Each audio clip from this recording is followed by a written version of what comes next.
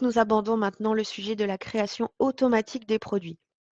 Cette création automatique des produits, elle va être très très importante pour votre mise à jour de tarifs également.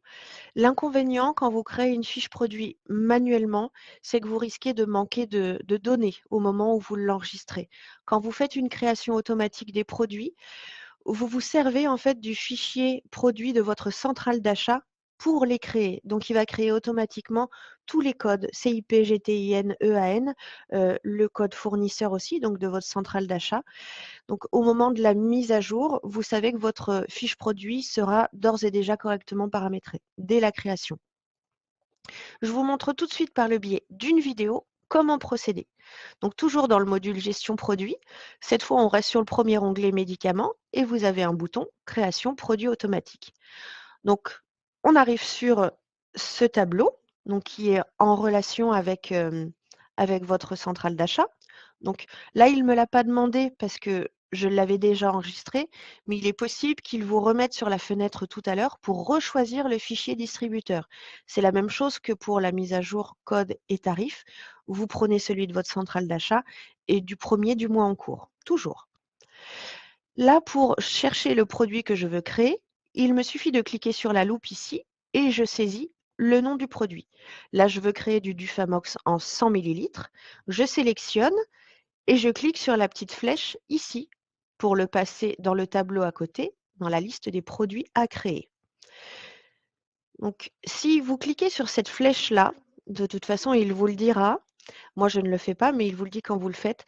Ça, c'est pour importer tous les produits du fichier de votre centrale d'achat. C'est pour créer en fait tous les produits de votre centrale d'achat. Donc, tous les produits qu'il y a ici seront basculés dans la liste des produits à créer. Donc, à moins que vous ouvriez votre structure, ça, ce n'est pas à faire. Donc, on clique jamais sur ce bouton-là. Celui d'en dessous, vous l'avez vu, c'est pour passer un produit à un autre tableau. Celui-ci, c'est pour supprimer tous les produits que vous avez là et les remettre dans le tableau à côté. Donc, si jamais vous avez fait une erreur, vous voulez tout supprimer. Si vous avez fait une erreur sur un produit, vous le sélectionnez et vous cliquez sur la flèche qui va le remettre dans le tableau d'à côté. Si vous avez plusieurs produits à créer avec les mêmes conditions, quand je parle de conditions, c'est le taux de marge et le code TVA. Si vous avez donc plusieurs produits à créer avec les mêmes conditions, vous pouvez tout à fait le faire sur cette même fenêtre. Là, j'ai pris le Dufamox et je vais aller chercher le Convenia également. 2 antibiotiques, donc créés sous les mêmes conditions. Je vais pouvoir aller renseigner le taux de marge. En cliquant ici dans ce champ, j'ai une fenêtre qui s'affiche avec les différents taux de marge que vous avez.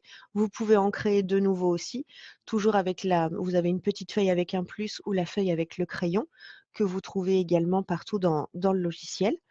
Donc, à vous de le renseigner. Le code TVA, pareil. En cliquant sur le champ, vous choisissez.